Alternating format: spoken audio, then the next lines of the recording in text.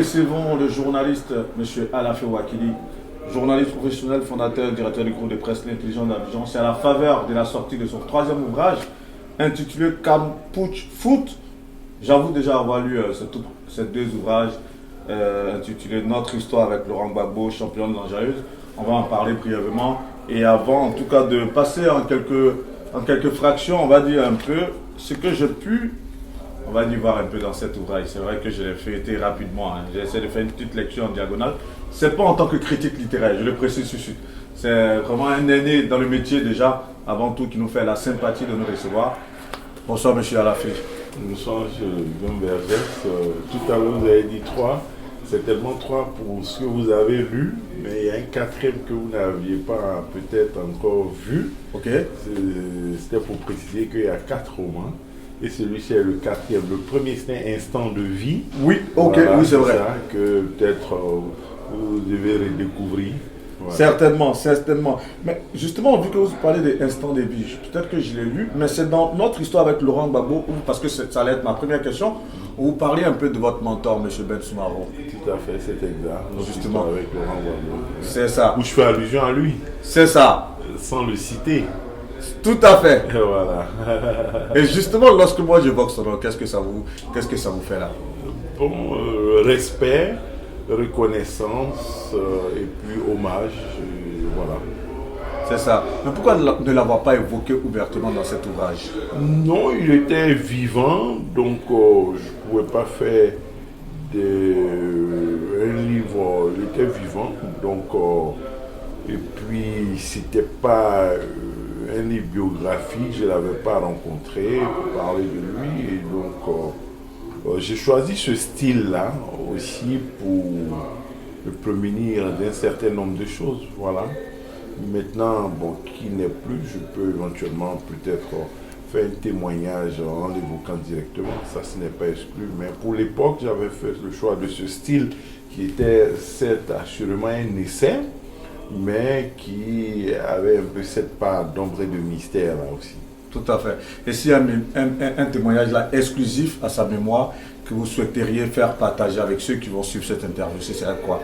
À la mémoire de votre mentor. Un témoignage exclusif, c'était un homme qui a été entier avec moi, c'est un homme dont j'étais le filleul, qui m'avait pris sous sa coupe comme son fils, qui m'a offert beaucoup d'opportunités, et qui m'a coaché comme il pouvait, comme il se devait.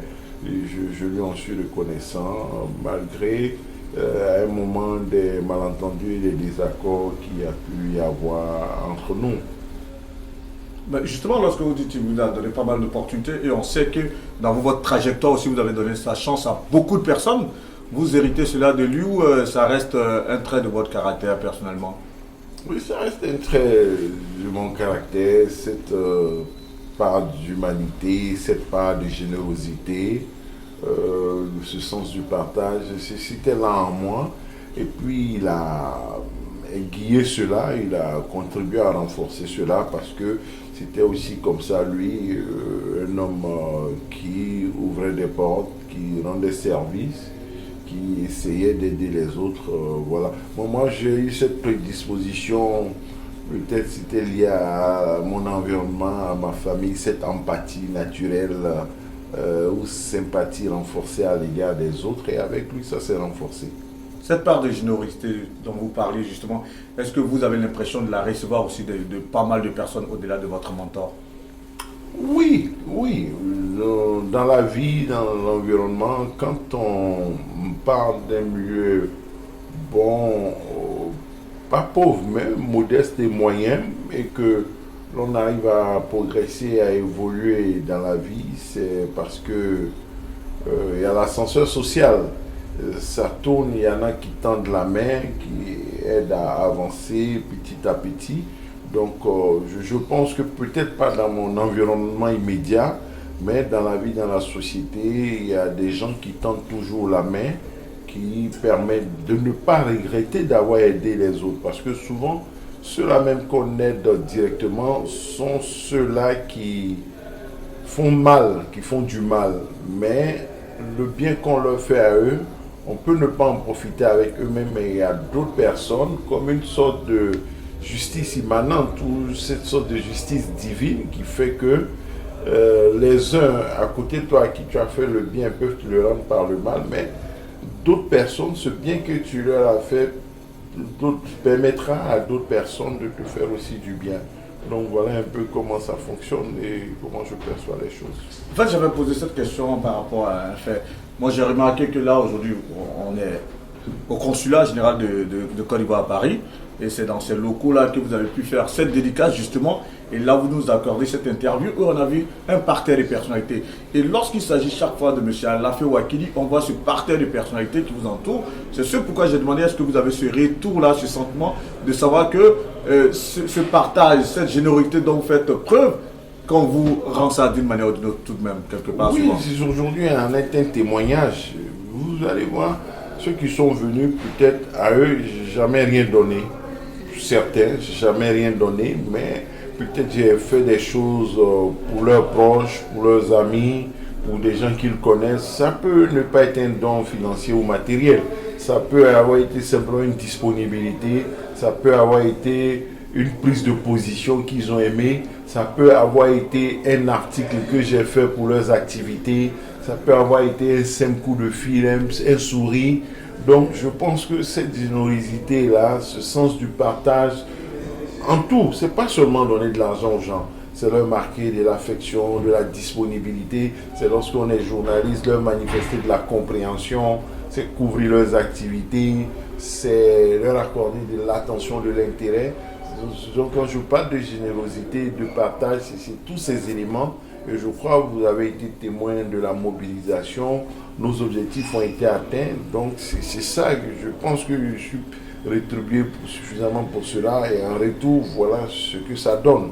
Donc oui, je reçois cela positivement. Bien entendu, il y a d'autres, oui, qui peuvent ne pas avoir répondu à nos attentes, qu'on a rendu service directement. Mais moi, ma philosophie est simple. Quand j'agis, je pense davantage au divin. Je pense au spirituel, je pense à Dieu. J'agis avec cet esprit, cette conscience de faire plaisir au Créateur, à Dieu. Et que si ce ne dépendait que des hommes, on ne ferait rien. Parce qu'il y a toujours la déception qui est là. Donc il ne faut pas s'en tenir rigueur aux hommes, il ne faut pas s'en tenir à la réaction des hommes, il faut aller au-delà. Autrement, on n'agirait pas. Outre ces valeurs humaines que j'entends bien, quel est le secret de M. Alafé Ouakili de pouvoir toujours savoir réunir en tout cas les personnalités politiques de toute obédience, que ce soit au sein du RHDP, que ce soit au sein du PPACI, enfin, on a vu aussi que dans votre parcours de journaliste, forcément, vous avez traversé toutes ces colorations politiques, mais vous avez toujours su pouvoir en tout cas réunir autour de vous toutes ces personnalités politiques. C'est quoi le secret au final?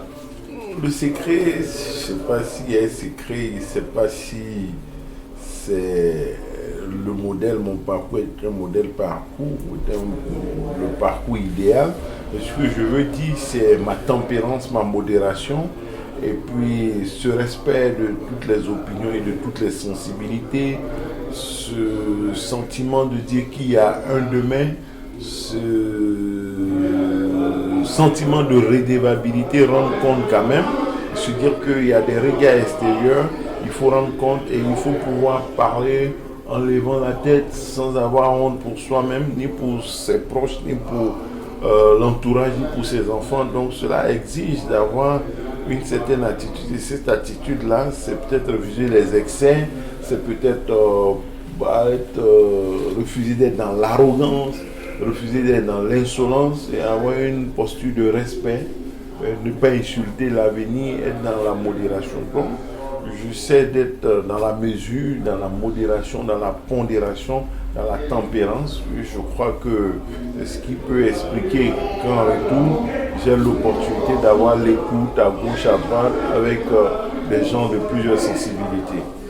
Avant de rentrer dans le champ lexical de l'écriture, parce que vous venez sortir tout de même un ouvrage, et c'est sûr pourquoi vous nous accordez cette interview, vous exercez un métier qui obéit à un code de déontologie. Et forcément, j'ai même pu le parcourir un peu en quelques lignes par rapport à celui qui a écrit la préface de cet ouvrage. Le journaliste, c'est celui qui a plusieurs clés. Et il en donne à chacun, quitte à chacun de savoir s'en servir. Au final, justement, au-delà de ce que le journaliste reste fidèle aux faits et que chacun peut en commenter comme il veut. Lorsque souvent il y a des commentaires contraires à vos prises de position, parce qu'on sait que vous êtes aussi consultant télé, qu'est-ce que ça vous fait en tant que journaliste? Non, ça ne me dérange pas, ça fait partie du jeu. Ce qui peut désoler quelquefois, qui peut choquer, c'est lorsque, à la place des idées, on a l'injure, l'invective, puis la volonté, le regret des comptes de déconsidérer quelqu'un. C'est tout. C'est ça le problème qui dérange, qui pose difficulté. Sinon, si moi je dis que X a raison d'avoir fait cela, si mon interlocuteur ou si un téléspectateur estime que non, la personne n'a pas raison, c'est normal. La personne qui estime que X n'a pas raison d'avoir fait, ou bien la personne qui n'est pas d'accord avec mon opinion, c'est normal. Puisque moi-même j'accepte cela. J'accepte qu'il y ait des opinions contradictoires. On est dans un environnement où on vit avec. Il y a des gens qui sont opposés. On vit avec. Dans mon journal, quelqu'un peut ne pas être d'accord avec moi, mais on va à sa conférence de presse, on rend compte de ce qu'il a dit, on lui fait des interviews, on met à la une de mon journal. Donc, moi, je suis un homme ouvert. Je suis un homme qui accepte les idées contraires, qui est pour le débat, la liberté d'expression. Donc, dans mon journal, je donne la parole à toutes les tendances, à toutes les opinions. Donc, je baigne là-dedans. Donc, quand j'exprime une opinion que quelqu'un n'est pas d'accord, c'est tout à fait normal. Et c'est ce qui s'exerce sur les plateaux, dans les débats. Il arrive qu'on ne soit pas d'accord et puis on discute, chacun donne sa position. Quand on finit, on se salue, on s'embrasse, on cause. On peut dire, ah non, je regrette de n'avoir pas pu le convaincre. On poursuit la discussion, mais on reste frères. On est dans la fraternité. Donc, la contradiction ne me pose pas un problème. Je répète, ce qui pose un problème, c'est lorsqu'en face, on a des gens qui font le raccourci de l'injure. Justement, ces contradictions, tout à fait. Mais justement, ces contradictions qui découlent souvent et qui tendent vers des invectives, est-ce que ces contradictions, encore une fois de plus, qui prennent cette couleur d'invective ou qui sont accompagnées d'invectives, est-ce que ces genres de sorties vous ont affecté vous personnellement? Non, la preuve, c'est que mes idées ne changent pas. La preuve, c'est que quand je vais à un autre débat, la position antérieure que j'avais, je peux toujours la voir et l'argumenter. Donc, ces gens qui insultent doivent comprendre que ça ne sert à rien. Alors qu'il y a des gens qui ne sont pas d'accord avec moi, qui cherchent mes contacts, qui m'envoient des mails, qui vont sur Messenger, qui trouvent tout moyen pour interagir avec moi, pour dire, ah, monsieur Rafi, vous avez dit ça, je ne suis pas d'accord, voilà. Et puis on s'appelle, on cause. On échange, dit bon, d'accord, ah oui, c'est pour ça que vous avez dit, voici, on poursuit le débat, je finis par les convaincre, ou bien je dis, ah bon, vraiment, je ne peux pas vous convaincre, mais j'accepte votre position, et puis on reste en contact, on échange, en prenant acte de notre désaccord. Donc ça arrive. Les autres, bon, on avance, quoi. Les autres, on avance.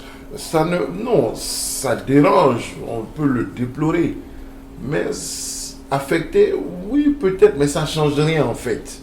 Parce que si je suis convaincu de quelque chose, d'une idée, ce n'est pas parce que quelqu'un m'a insulté que je vais changer d'avis. Et même des gens vont en prison. Ils sortent de prison, que ce soit à l'ex-Maca PPA d'Abidjan ou à La Haye, ou même on les menace de les tuer, ils ressortent avec les mêmes idées. Donc ce n'est pas une petite injure de gens qui souvent ne comptent pas au bataillon, qui vont nous affecter. Ça vous empêche pas de dormir en tout cas. Oui, ça n'empêche pas de se raser, ça n'empêche pas d'avoir des rêves et des ambitions en se rasant chaque matin ou de prendre son petit déjeuner. Mais l'occasion peut-être d'interpeller ceux qui font ça pour dire que ce n'est pas les injures qui changent le monde. C'est les idées claires, c'est les débats, les vrais, qui peuvent permettre de faire évoluer, avancer le monde, ainsi que le débat démocratique. Ça, c'est clair.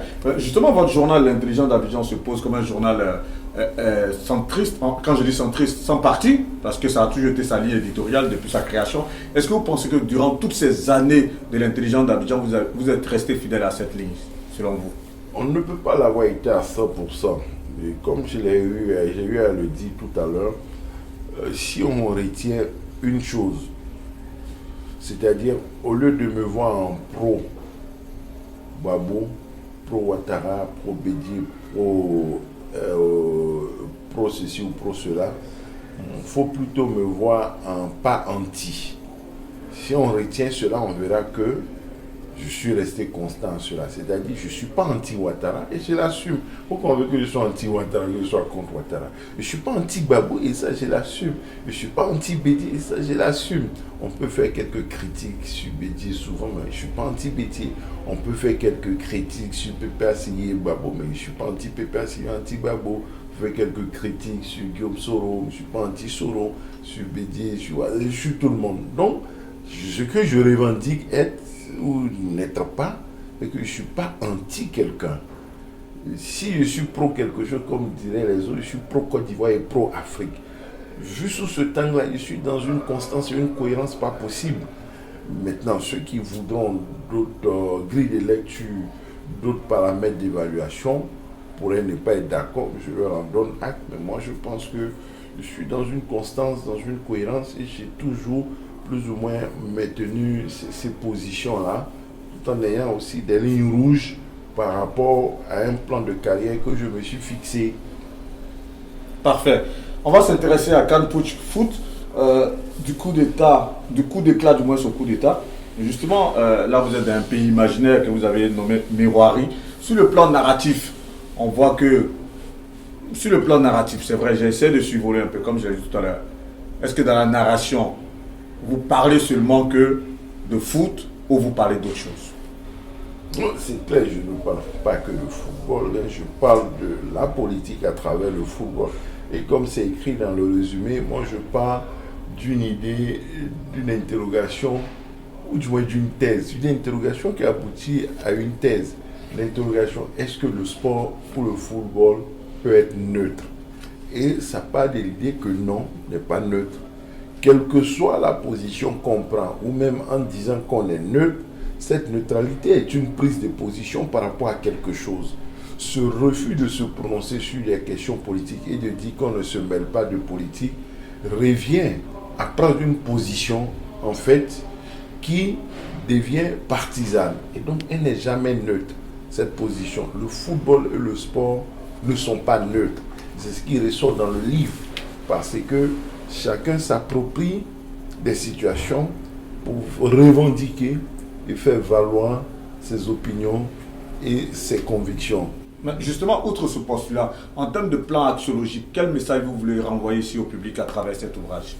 Le message à renvoyer, c'est de dire justement qu'il ne faut pas dissocier la valeur du football, la fonction du football et du sport de sa fonction politique, de sa dimension politique. Le football pur, le sport par lui-même n'est jamais crédible, n'est jamais crédible et acceptable sans l'intégrer dans un contexte idéologique et politique. La preuve, le football est un instrument qui est manipulé à des fins politiques. Lorsqu'il y a des victoires et lorsqu'il y a des défaites, il y a aussi de l'impact politique. Vu qu'on en parle, allez-y. Oui. Pourquoi cette dimension n'est pas assumée pleinement et pourquoi ne pas en faire usage comme on fait usage de tous les autres instruments à disposition des uns et des autres pour réguler la vie sociale, la vie politique et peut-être la vie économique dans les pays. Avant de revenir dans l'ouvrage, justement, vu que vous l'avez dit tout à l'heure, du moment où on ne peut pas dissocier le football, comme vous l'avez dit, de la vie politique, comment est-ce que vous interprétez le fait que justement un parti politique puisse brandir la Coupe d'Afrique à des fins, on va dire, des rassemblements, et que cela soit refusé aussi à un autre parti politique qui, somme toute, je crois, a dû faire un courrier pour demander cette même coupe? Quel commentaire vous en faites? Non. Justement, moi, ma position sur la question était simple. Mon commentaire, c'est que c'était un meeting, on peut ne pas accepter. C'était un meeting d'hommage au président de la République. Ce n'était pas un meeting partisan. C'est un meeting d'hommage au président de la République. Et tous les partis politiques, quand ils sont au pouvoir, ont eu à avoir cette posture et cette explication. C'est un meeting au président de la République. Actuellement, la coupe est encore à Kong, dans le nord. Et qu'est-ce qui s'est passé? C'est le conseil régional de Tchologo qui reçoit la coupe et qui écrit à des leaders politiques, à des partis politiques pour dire la coupe est là, mobilisée pour que on rassemble la population pour lui présenter la coupe. Il s'est trouvé que à Korogo, ce parti politique, lorsque la coupe est arrivée là-bas, il avait un événement d'hommage au chef de l'État et il a profité de cette cérémonie pour présenter la coupe à un plus grand public par rapport à ce qui se faisait dans les communes, dans les mairies. On va, on donne la coupe au maire, il réunit son conseil municipal, on fait venir 100, 200 personnes, on monte la coupe, on fait venir 300 personnes. Bon, il n'y a pas eu de polémique, mais les gens devraient s'interroger avant Korogo. Vous dites, mais la coupe de tous les Ivoiriens, vous allez à Cocody, le maire reçoit avec 100 personnes. Mais il n'y a pas que 100 personnes à Cocody, on fait comment? La coupe était reçue de façon confidentielle, il y avait des privilégiés. Pourquoi il ne s'est pas trouvé des Ivoiriens avant Korogo pour réfléchir et il faut attendre Korogo pour qu'un parti politique écrive pour demander la coupe? Ce parti aurait été crédible, intéressant, applaudi si avant Korogo, il avait demandé la coupe. Après Korogo, lui, il considère que c'est un rassemblement RHDP et puis il demande la coupe. Non, ça ne se passe pas comme ça. Et le RHDP n'a jamais écrit à la FIF pour dire on s'en prend la coupe à nos militants, à Korogo, donnez-nous la coupe. C'est pas ce qui s'est passé. Ce qui s'est passé, c'est qu'il y a des élus à Korogo, le maire, le député, le conseil régional du Poro, qui est dirigé par Sarasoro, fidèle, qui reçoit la coupe. Et puis eux, pour la circonstance, ils ont un meeting d'hommage au chef de l'État. Ce n'est pas un meeting RHDP. En leur qualité d'élus, ils sont élus de toute la population. Le président du conseil régional, comme le maire de Cocody, qui est un élu PDCI, il est le maire de toute la population de Cocody. Mais le maire de Cocody, il aurait pu décider de montrer la coupe quand il est venu chez lui à Cocody au stade de l'université ou au stade de Blocos et puis demander aux populations de venir. Mais est-ce qu'il est possible de dire, comme le maire est PDCI, il allait donner aux gens du PDCI? Bien entendu que quand le maire mobilise là, tout le monde va venir, mais vous allez être d'accord avec moi que davantage de militants PDCI viendront. Ce sont ces électeurs. Tout à fait. Ils seront plus nombreux que peut-être les militants PPACI, que peut-être les militants proches de Blé Goudé et Simon Gbagbo ou les militants RHDP. Donc c'est des évidences. Moi je pense qu'il n'y a pas lieu de polémiquer sur cet aspect des choses-là. Mais outre la polémique, comment vous avez trouvé un peu le fait que, après le fait qu'on ait présenté ce trophée à Korogo, que le PPACI écrive pour demander le trophée? Comment est-ce que vous avez trouvé ça? J'estime qu'il devait écrire avant Korogo. Mais s'il avait ce besoin-là, il devait écrire avant Korogo parce que de mon point de vue, oui, ce n'est pas une manifestation RHDP à Korogo. 1. Et 2, le PPACI a des maires. Le maire de Lakota est un jeune, il est maire de Lakota. En sa qualité de maire, la coupe ira à Lakota. Lui, il est PPACI. Mais vous ne trouvez pas ça un peu amusant que les partis politiques se mettent soit là à se faire un jeu de ping-pong sur l'histoire des trophées, alors que les Ivoiriens ont beaucoup plus de problèmes, beaucoup plus graves que ça? Mais non, bon, ça, écoutez, il y a un ping-pong sur tout. Hein. Il y a un ping-pong sur la question CIE, électricité. Il y a un ping-pong sur le café cacao. Bah ça, c'est le vrai problème, c'est pas un ping-pong, c'est le gros problème. Non, c'est aussi un ping-pong. Non, vous vendez mal, vous achetez mal. Non, on fait bien, on vend bien. On n'a pas spolié les paysans. La vie est chère, oui, mais on fait des efforts, la vie n'est pas chère. Donc, vu que vous en parlez justement, un pays comme la Côte d'Ivoire, qui est producteur d'énergie et qui vend l'énergie à l'extérieur, hors de la Côte d'Ivoire, et qui le facture au prix très fort aux Ivoiriens, ça s'explique par quoi en fait?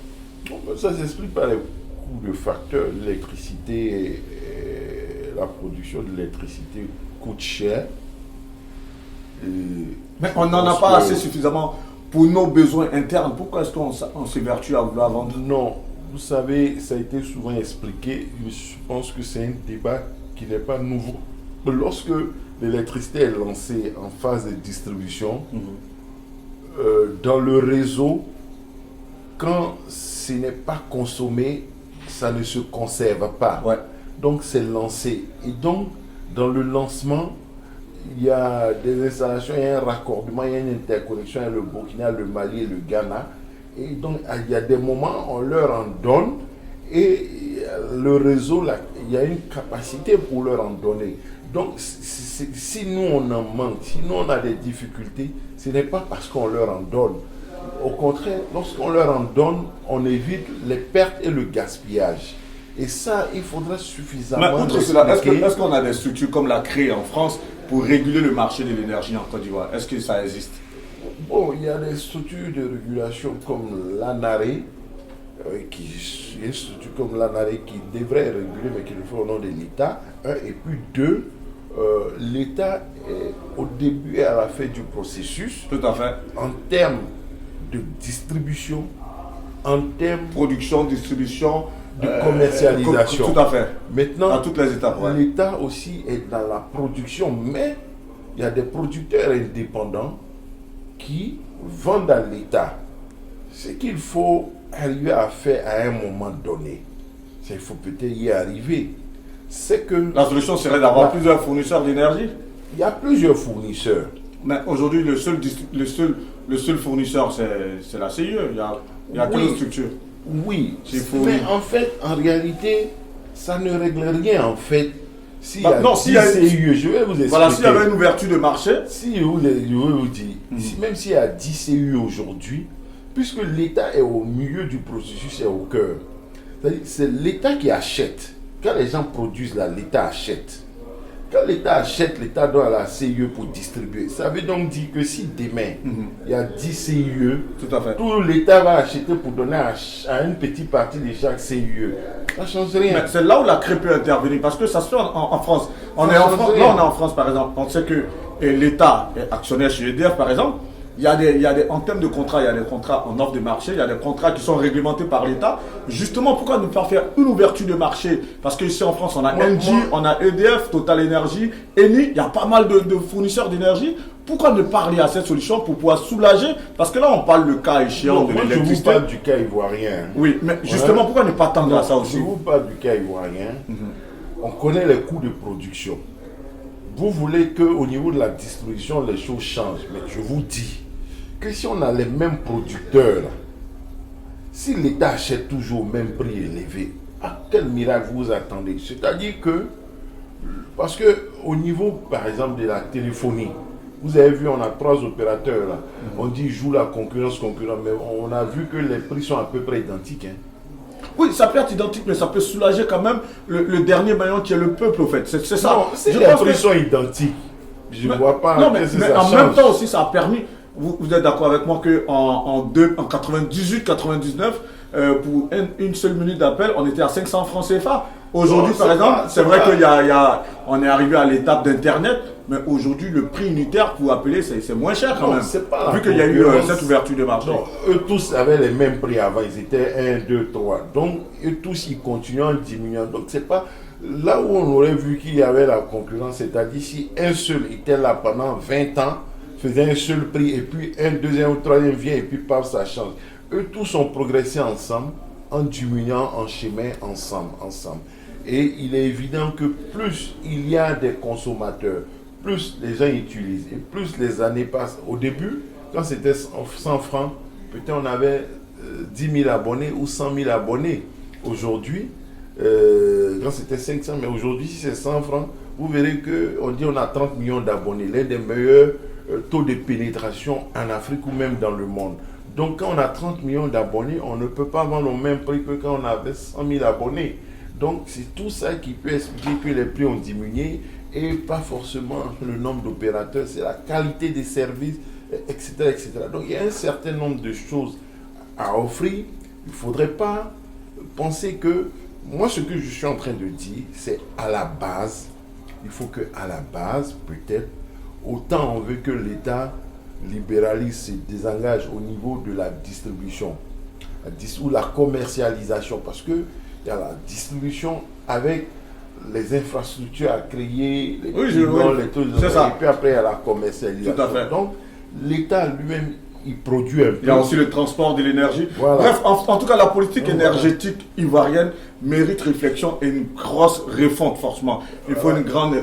Nous, on va une plus grande clarification et sensibilisation et des interactions. Parce qu'en tout cas, en ce moment, en tout cas, les Ivoiriens, ils en payent. Des interactions, des explications. Par le prix du kilowattheure aujourd'hui, il est trop élevé et c'est dommage de voir des factures aujourd'hui. Quand on te dit les factures ont triplé, quand tu regardes ça de loin, tu te dis qu'il faut vraiment repenser la politique énergétique en Côte d'Ivoire. Mais bon, ça reste un débat politique quelque part. Nous, on va revenir dans l'ouvrage, mais en même temps, avant de revenir dans l'ouvrage, pour coller à l'actualité par rapport au football, on a vu aussi cette mission de la politique dans le football au Cameroun récemment avec le ministère des Sports qui a fait cette ingérence dans la nomination de l'entraîneur, le volte-face de Samuel Eto'o.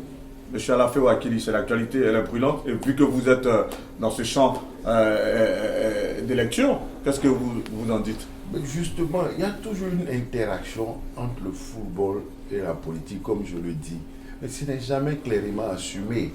Et tout passe, tout va bien, pour ne pas dire tout passe bien, sauf lorsqu'une partie se sent lésée. Ou lorsqu'il y a un antagonisme ou il y a une confrontation. Mais outre cette généralité, est-ce que vous pensez que, par exemple, vu que vous dites, lorsque ça se passe bien, il n'y a aucun souci, est-ce que vous pensez que ce genre de cas, on a pu en avoir en Côte d'Ivoire, surtout récemment, on estime que quand même le président actuel, il a les mains libres, il a pu prendre au pif Emer Faye sans pouvoir, on va dire, voir le ministre des Sports, ou encore même se référer au président de la République, tout de même. Mais revenons tout de même avant le cas ivoirien. Le cas camerounais, spécifiquement, par rapport à ce qui s'est passé entre Samuel Eto'o, le ministre des Sports, le responsable technique au ministère des Sports, le président de la République qui a dû, somme toute, intervenir, ce cas-là spécifiquement, si vous avez dit quelque chose là-dessus. Pour revenir sur le cas ivoirien, vous vous souvenez que... Non, Camerounais d'abord. Oui, non, parlons de Côte d'Ivoire. Vous vous souvenez qu'il avait été dit à un moment que Hervé Renard devait venir faire une pige. C'est ça. Vu tout ce qui avait été dit à l'époque, c'est peut-être parce qu'il y avait eu une entente. Et puis, bon, Abidjan n'a jamais rien dit. Vous avez vu Hervé Renard et la partie française dit tout. Abidjan n'a jamais réagi là-dessus. Mais ça, en termes de communication, c'est un choix communicationnel de ne pas voyez, réagir à ça. Même si, après, la presse française a donné toutes les preuves que la Fédération ivoirienne de football a approché la Fédération française de football. Vous voyez qu'à cette période-là, le politique en Côte d'Ivoire a été signalé, a été évoqué, et que donc, ça paraissait normal parce qu'ils étaient en phase. Au Cameroun, qu'est-ce qui s'est passé? Ok, dites-nous. Mais ils étaient en phase. Ils ont commencé un processus. La fédération a reçu des offres. Et elle a transmis au ministère pour évaluer. Et le ministère a regardé, il a choisi l'offre la moins chère, il a pris Marc Brice. C'est là que le problème intervient. Ils auraient pu faire une réunion. Ah, et tout, bon, nous on te suggère, voilà notre budget. Donc nous on va prendre Marc Brice parce que voici son budget. Et tout peut dire, bon, si c'est un problème de budget, j'accepte votre budget là. Mais moi, je prends Hervé Renard ou je prends un autre. Nous, à la fédération, on va se débrouiller pour compléter. On va mobiliser des ressources. Donc, le problème qui s'est posé, c'est que la fédération, le ministère, à un moment donné, a dit, bon, il est le moins disant, il est le moins cher, il est le plus pratique par rapport à nos objectifs, à nos ambitions, on y va. Elle n'a pas pris la peine de discuter avec la fédération, d'échanger, de trouver un accord, et puis elle a fait des communiqués, elle a pris la décision unilatérale de recruter cet entraîneur. C'est là que le problème commence. Sinon, ils étaient impliqués, ils étaient imbriqués à travers, en plus du décret de 2014 qui donne tous les droits à la fédération, il y a eu une convention de 2015 qui mettait le ministère dans le jeu, et le processus a été suivi dernièrement jusqu'à ce qu'à un moment donné, le ministère dit, bon, on stoppe. Voici ce qu'on peut mettre comme ressources. Et puis, la crise a commencé ainsi. Donc, quand on regarde, la seule chose à dire n'est pas que le politique est présent dans le football, c'est de souhaiter, comme la FIFA d'ailleurs l'a recommandé, puisqu'elle a fait preuve de lucidité, que les parties dialoguent et s'entendent. Mais tout en précisant que, in fine, c'est avec la FECAFOOT qu'elle traite. Ça fait partie des prérogatives de la FECAFOOT. Et la FECAFOOT a sous-traité un peu pour donner à un moment dans une convention au ministère. Et elle a demandé que cette convention soit clarifiée. C'est tout. Pour revenir au lien football-politique, vous voyez les CAN, comment elles se font. C'est un mélange de football et de politique. Les CAN, la Coupe d'Afrique dans un pays. Donc vous pensez que c'est une volonté politique quelque part du fait qu'il y a 2 ans, on était pratiquement à 2 ans, 3 ans de notre CAN, que quelque part on a eu le président de la fédération actuelle comme président parce que les politiciens ont dû intervenir pour le maintenir au profit de Drogba ou c'est quoi au final? Non, pas ça. Moi je parle des compétitions. Oui, mais parce que vu qu'il y a l'implication de la politique justement, parce que beaucoup de personnes ont dû dire le président actuel Idriss Diallo est le candidat du parti au pouvoir, c'est ce qui a fait que le pouvoir n'a pas branché alors que Didier Drogba avec tout le rayonnement possible pour être le président de la fédération ivoirienne de football. Diallo n'était pas le candidat du pouvoir, il a été le candidat des clubs qui l'ont élu. Le pouvoir a passé un seul message, d'après mes informations, que tout le monde soit candidat et que le meilleur gagne. Et Idriss Diallo a été le meilleur dans les urnes avec la majorité des voix. De président, oui. J'étais à Yamoussoukro, oui. La majorité des voix. Il n'a pas eu la majorité des clubs et des présidents. Oui, parce que j'avais. Il a eu la majorité des voix. Le suffrage était un peu unique, voilà, un peu à. Comme l'élection de Trump face à. Avec les collèges des entraîneurs et voilà, autres. Comme l'élection de Trump. Donald face à Hillary. Ou les grands États. Voilà, Hillary a gagné le vote populaire largement. Tout à fait. Mais les grands électeurs, lui, il a gagné les États clés et décisifs. Et puis, bon, Trump a été élu. C'était ça le système américain. Et le système électoral à la FIFA permettait cela. Tu pouvais avoir la majorité des clubs, mais lorsqu'on calcule les coefficients, tu n'as pas la majorité des voix et tu n'es pas élu. Donc, les règles du jeu étaient connues, tout le monde les a acceptées. Donc, le président Idriss Diallo a eu cette majorité et il a été le candidat de cette majorité et non le candidat du pouvoir. Parfait. Pendant ce temps, oui, peut-être Souri Diabaté a eu un peu le vote populaire au niveau des clubs, mais au-delà, il y a eu l'autre vote populaire que Didier Drogba pouvait gagner. Mais cette population électorale ne faisait pas partie des électeurs de la FIFA. Voilà. On revient à CAN Putsch Foot, en tout cas on est là-dedans. Moi en feuilletant cet ouvrage, et je vais prendre le temps de le lire, c'est clair. Le message est clair, c'est à la page 117, vous écrivez le message est clair. Le football comme la société qui l'entoure a besoin d'une cure de jouvence. Des retours aux sources et aux valeurs, exit la corruption, les arrangements douteux, l'instrumentalisation politique, place à la transparence, à l'éthique, au jeu, dans ce qu'il a de plus pur et de plus noble. Utopie peut-être, mais une utopie porteuse de sens et un idéal mobilisateur auquel se raccrocher dans la tempête. Car la miroirie, ballottée entre passion et déchirement, a plus que jamais besoin d'un cap, d'une vision qui transcende les clivages et les égoïsmes. C'est là où je vais en venir pour terminer rapidement. Justement, les nouveaux acteurs qui émergent dans leur diversité et leurs contradictions ont ce pouvoir entre leurs mains. S'ils parviennent à s'unir et à parler d'une seule voix, ils pourront être le levain d'une transformation en profondeur, d'un sursaut salvateur pour le pays tout entier. Là, on parle d'un pays imaginaire dans votre ouvrage. Mais est-ce que ce pays ici, en termes de plan axiologique, est-ce que vous n'êtes pas en train de parler de ce relais générationnel politique en Côte d'Ivoire? Non, c'est le football. Non, mais moi, c'est pour ça que je dis l'image que ça renvoie entre les lignes là, on voit à demi-mot que vous parlez de la classe politique ivoirienne et de ce relais générationnel qui s'impose et qui pointe à l'horizon, forcément. Non. Il y a ça dans d'autres parties. Il y a le combat des jeunes. Il y a eu un coup d'État. Il y a des jeunes qui voulaient changer la société. Il y a le jeune Kofi. Il y a la jeune journaliste. Oui, je les ai vus, ces personnages-là. Il y a la dame qui mobilise. En quelques bribes. Là, vous l'avez dit dans le prologue. Voilà, il y a la dame qui mobilise la société civile. Donc, peut-être à ce niveau-là, oui, on pourrait poser la question. Mais dans ce test très précis-là, non. Mais après, dans ces parties-là, on peut éventuellement, oui, revenir sur les débats actuels, sur la transformation de la société, le changement à faire, les débats générationnels. Mais en même temps, n'oubliez pas que je soulève beaucoup de questions. La question des coups d'État dans l'AES, la question de la démocratie, la question de la transparence. Il n'y a pas que la question générationnelle, même si les jeunes sont les plus nombreux, puisque le football, en dehors des acteurs adultes qui dirigent les fédérations, tout le reste, la trame, c'est des jeunes qui sont en action.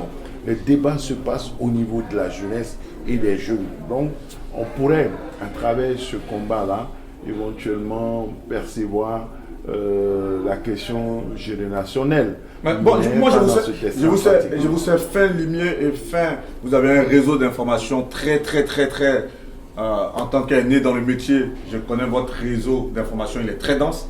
Moi, en voyant le titre de votre ouvrage, Can Push Foot, je me suis dit, mais est-ce que le journaliste que vous êtes n'avait pas eu écho de ce qu'il devait avoir un coup d'État lors de cette Coupe d'Afrique qu'a connue la Côte d'Ivoire, en toute honnêteté? Non, pas du tout. Vous n'en avez pas eu écho? Non, j'ai commencé. Mais pourtant, il y avait des velléités. D'aucuns disaient, on a eu plusieurs sources, ça reste bien entendu des rumeurs, comme quoi le président Diom Soro, à partir du Niger, allait lancer donc un coup d'État à la faveur de cette Coupe d'Afrique. Vous n'en avez pas eu écho, en toute sincérité? Non, moi je n'étais pas dans ça. Comme j'ai dit tout à l'heure, j'ai commencé à y travailler il y a 6 mois. Et ça, avant même 6 mois, dans des débats, c'est renforcé par la question des coups d'État dans les pays AES. C'est renforcé la réflexion. Je me suis senti interpellé par les mesures de la FIFA, du comité olympique de l'UEFA contre la Russie dans la crise avec l'Ukraine, ils ont pris des décisions. Là, vous êtes dans une lecture générale. Moi, je veux vous ramener à la réalité ivoirienne. Donc, c'est pour vous dire que je suis dans le cheminement par rapport à un contexte général. C'est une préoccupation. Et ce contexte général je vous ai même dit, j'ai posé la question, puisque on dit les sanctions de la CEDEAO font mal. C'est vrai. On dit oui, les sanctions contre la Russie n'ont rien changé. Mais et si la CAF et la FIFA disent désormais, dans le monde, ils prennent la résolution, un pays où il y a coup d'État est interdit de compétition de la CAF, de la FIFA, jusqu'au rétablissement de l'ordre constitutionnel. C'est une réflexion ancienne qui n'est pas liée à une rumeur de coup d'État pendant la CAN 2023. Pas du tout. Mais en tant que journaliste, est-ce que vous aviez eu quand même un vent par rapport aux rumeurs qui circulaient tout de même qu'il allait avoir un coup d'État et que voilà? Je sais, comme je dis, je connais votre réseau d'information, il est très dense, est-ce que vous n'avez pas eu écho? De toutes les façons, un coup d'État qui s'annonce, c'est comme un agent des services secrets, il vient s'asseoir et dit je suis un RG. C'est un faux RG. Donc les coups d'État dont on a écho, c'est des coups d'État qui ne peuvent jamais avoir lieu. Un bon et un vrai coup d'État, on n'en a jamais écho. Mais vous qui êtes très introduit, c'est clair que tous les pouvoirs en ont fait face, que ce soit le pouvoir du président Laurent Gbagbo, ils ont dû étouffer pas mal de coups d'État lorsqu'ils étaient au pouvoir pendant des années. C'est clair que pendant le pouvoir du président Alassane Ouattara, il y a dû y avoir pas mal de coups d'État qui ont dû être étouffés quand même. Un coup d'État qui échoue n'est pas un coup d'État. Mais les velléités quand même restent, les velléités restent, sont tout de même... Les velléités, il peut en avoir tous les jours. Vous savez, j'étais à un débat il y a quelques jours, quelqu'un dit, écoutez, vous savez, il y a des pays, il y en a qui souffrent tellement que eux, ils s'en foutent qu'il y ait un coup d'État ou pas. Vous savez, il y a des gens, quand vous avez dit les gens font ping-pong pour la question de la coupe, il y a des gens, ceux qui soutiennent par exemple les coups d'État AES là, tous les jours on est dans des groupes où il y a des débats sur la Côte d'Ivoire où des gens soutenant les coups d'État AES, ils sont prêts à soutenir les coups d'État en Côte d'Ivoire. Donc, un coup d'État, il peut toujours avoir 1000 raisons de le faire, 1000 justifications pour les faire. La différence, c'est dans la posture de base de ceux qui refusent les coups d'État, quelle que soit la raison, d'une part, et d'autre part, dans la capacité d'un régime à empêcher ces coups d'État-là. Sinon, à chaque minute, à chaque instant, à chaque heure, à chaque mois, tous les 2 mois ou chaque année, il y a toujours des raisons de faire un coup d'État et même des tentatives et des possibilités de coup d'État. C'est ce que je voulais entendre parce que les tentatives ne manquent pas. Et elles sont étouffées, c'est-à-dire qu'au moins les services généraux aujourd'hui en Côte d'Ivoire sont bien rodés. Et si ces services généraux arrivent à faire échouer tous ces coups d'État, c'est en tout cas pour le bien et pour la quiétude des Ivoiriens. On trouve toujours des partisans des coups d'État. Donc tant qu'on trouvera des partisans des coups d'État, il y aura des risques toujours qu'il en ait. Et vous trouverez ces partisans qui diront tant qu'on fait ceci, tant qu'on fait cela, tant qu'on il y aura toujours des coups d'État. Ils voudront toujours justifier les coups d'État. Alors que ce n'est pas encouragé, sincèrement. Non, mais ils sont droits dans leur botte, ils insistent et On sait ce que ça peut amener à un pays, des retards de beaucoup d'années. Dans Cannes Putsch Foot, en tout cas, c'est le tout dernier ouvrage du journaliste Alafi Wakili qui nous fait l'honneur en tout cas de pouvoir évoquer quelques lignes avec nous. Moi, je vous ai vu tout à l'heure à la faveur donc, de la dédicace de cet ouvrage au Consulat général de Côte d'Ivoire à Paris. Je vous ai vu être très très optimiste quant à 2025 en Côte d'Ivoire. C'est la question sur toutes les lèvres. Je l'ai dit encore, au risque de me répéter, vous êtes un journaliste très introduit, vous êtes un journaliste avec un réseau d'informations très dense. Vous qui êtes autant optimiste, sur quoi vous vous basez alors que beaucoup de personnes se disent ça risque d'éclater encore? Ben, pourquoi être négatif? Pourquoi... Non, pas être négatif, mais lorsque ces personnes font cette grille de lecture, elles se disent, bah forcément, ça va péter. Alors que vous, donc, je vous ai vu très optimiste. Ça va péter. Parce qu'on s'est dit quoi, bon, la lecture est là. Le président Laurent Gbagbo, qui n'est pas sur la liste électorale, donc ces manifestants vont vouloir manifester, parce que s'il est exclu, par exemple, voilà. Le président Alassane Ouattara, il est dans le premier mandat avec la nouvelle constitution qui lui permet de se présenter à nouveau, alors que les gens, beaucoup de personnes se disent, bon, ok, il en a fait assez, il devait se retirer. On voit aussi Guillaume Soro aujourd'hui qui est hors de la Côte d'Ivoire. Et lorsqu'on voit ce cocktail Molotov, où il y a aussi ces germes d'exclusion qu'on a eu hier en Côte d'Ivoire, que ce soit en 95 et autres, on s'est dit, les mêmes démons, je m'excuse du mot, vont peut-être certainement refaire surface. Alors que dans tout ça, vous dites non, il n'y aura rien. Voyez-vous, au Sénégal aussi on avait peur. Le Sénégal, c'est pas la Côte d'Ivoire. Au Sénégal, on avait peur. Mais le Sénégal, c'est pas la Côte d'Ivoire. La Côte d'Ivoire, c'est la Côte d'Ivoire. Parce que la Côte d'Ivoire a connu un coup d'État, a connu une grave crise. Au Sénégal, on n'a jamais eu de coup d'État. La Côte d'Ivoire, la Côte d'Ivoire, c'est la Côte d'Ivoire. Ok. La Côte d'Ivoire. Et je voudrais parler des germes qu'on a connus en 95 qui peuvent refaire surface en 2025. Lorsqu'on fait une grille de lecture. La Côte d'Ivoire, c'est la Côte d'Ivoire. Et moi, je suis optimiste. Voyez-vous, comme je l'ai dit, moi, je veux des éléments d'analyse pertinents qui vont m'emmener peut-être.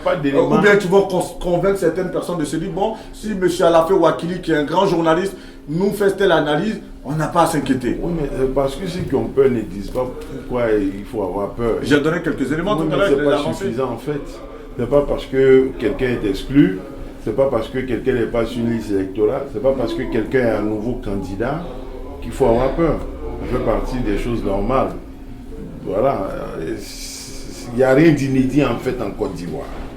Il n'y a rien d'inédit. Maintenant, ceux qui ont peur, ceux qui sont optimistes comme moi, se disent que ce peuple-là n'est pas condamné à la bêtise. Il n'a pas pris rendez-vous avec la bêtise pour recommencer chaque fois les mêmes réponses face aux mêmes problèmes, aux mêmes défis. C'est-à-dire quoi? Refaire une rébellion, est-ce possible aujourd'hui? Refaire une autre crise post-électorale de 3000 morts, refaire un autre coup d'État qui ne va rien donner et puis on va rejoindre l'AIS, ils vont se moquer de nous, refaire une autre crise comme en 2020 pour seulement 100 morts, et puis après, je me dis, attends, si tel est notre destin, pourquoi en avoir peur? Pourquoi en avoir peur? Si on doit y aller, si on doit le faire, pourquoi en avoir peur? D'autres sont dedans, non? Ils y vivent, ils en vivent. Donc moi, vraiment, je préfère ne pas me stresser.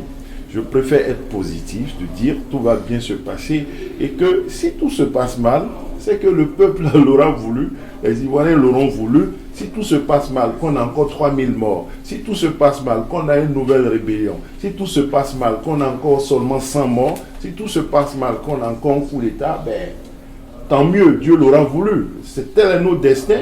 Allons-y. Donc vous voulez que je sois malheureux pour ça? Si des gens, tout bêtement là, s'en vont dedans, moi, je ne serai pas dans cette dynamique-là. Jamais. Pourquoi vous voulez que je me stresse pour ça? Pourquoi vous voulez que j'encourage les gens à avoir peur, à imaginer le pire, sachant que chacun est acteur du pire ou du meilleur? Maintenant, ceux qui imaginent le pire, là, eux, ils vont faire quoi? C'est eux qui vont aller prendre armes pour faire rébellion, c'est eux qui vont courir aller faire coup d'État, c'est eux qui vont sortir pour aller tuer 3000 personnes, c'est eux qui vont encore aller faire tuer 100 personnes. Mais pourquoi ils imaginent le pire? Je veux comprendre. Après, après avoir vécu tout ça, à partir de 93, la mort du président Oufoué, après avoir vécu le coup d'État, où moi j'ai jamais été un acteur direct, j'ai jamais rien commis, Donc je me dis, bon, nous, on est arrivé à un stade, bon, si d'autres veulent continuer ça, bon, bien à eux. Et s'ils veulent entretenir, nourrir des peurs, bon, on ne peut pas les empêcher de faire cela. Et nous avions un invité de qualité, M. Alafé Ouakili, patron du journal L'Intelligent d'Abidjan, patron donc du groupe Totem. Il vient de sortir un ouvrage, et je le sais, très passionné d'écriture, pour l'avoir côtoyé, pour continuer à le côtoyer au quotidien. Je sais qu'en 6 mois, écrire un ouvrage de 200 pages, il en est capable, et il l'a fait. C'est à travers Can Push Foot. Et donc c'est un ouvrage à avoir donc aux éditions Sim Éditions. Aujourd'hui, il a fait une dédicace à Paris, et à la faveur de cette dédicace, on a eu l'honneur de l'avoir en interview. Merci encore, M. Alafé. Merci infiniment. Sincèrement, j'aime ce genre d'interview où voilà, on aurait aimé que ça dure longtemps. Malheureusement, tout le staff, les attachés de presse, les assistants, là, Monsieur Oro, Jean-Paul, derrière la caméra, tout le monde s'impatiente. On va mettre fin à l'interview ainsi. Ça a été un plaisir pour moi de vous avoir sur notre plateau. Merci infiniment. D'un point de vue personnel, vous savez, hein, on n'a plus rien à se dire. On s'est déjà tout dit, vous le savez. C'est mon mentor, il y reste. Mais là, c'était l'écrivain qui était en face de moi, c'était le journaliste. Et moi, c'était le journaliste, le jeune frère qui l'interrogeait. Et on a pu en tout cas apporter de la matière. J'espère que vous allez prendre plaisir en tout cas sur cette interview. Que Dieu vous bénisse. C'était Guillaume Vergès pour Actupi pour le point net. A très bientôt pour un autre numéro. À la caméra, Arnaud Quadio. Merci.